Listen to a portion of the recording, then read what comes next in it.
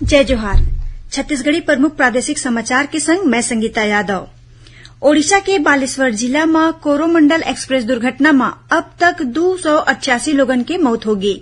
उन्हें लगभग 900 लोगन के गंभीर रूप ले घायल होए के आशंका है।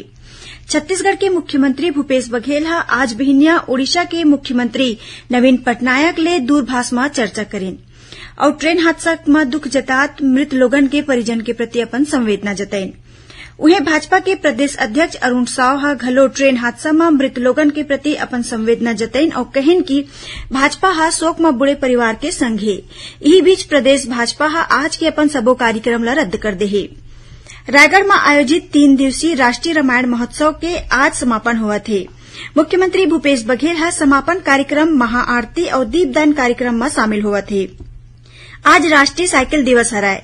ए मौका में राजधानी रायपुर संग प्रदेश के आने आने जगह मन में साइकिल रैली निकालेगी।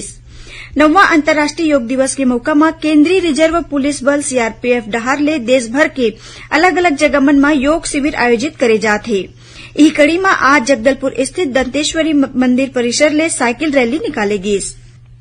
भारतीय जनता पार्टी पिछड़ा मोर्चा के प्रदेश पदाधिकारी और जिला अध्यक्ष मन के बैठका प्रदेश कार्यालय कुशाभाऊ ठाकरे परिसर में आयोजित करेगी।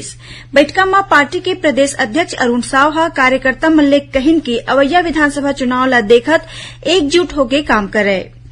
सुकमा जिला में आज होए मुठभेड़ में पुलिस 3 ले 4 जिन माओवादी के घायल होए के दावा करे है। उन्हें यही जिला के भेज्जी इलाका में 3 माओवादी मन पुलिस के आगू आत्मसमर्पण करेन। काली कबीर जयंती हराय। ए मौका में मुख्यमंत्री भूपेश बघेल प्रदेशवासी मन ला बधाई और शुभकामना दे है।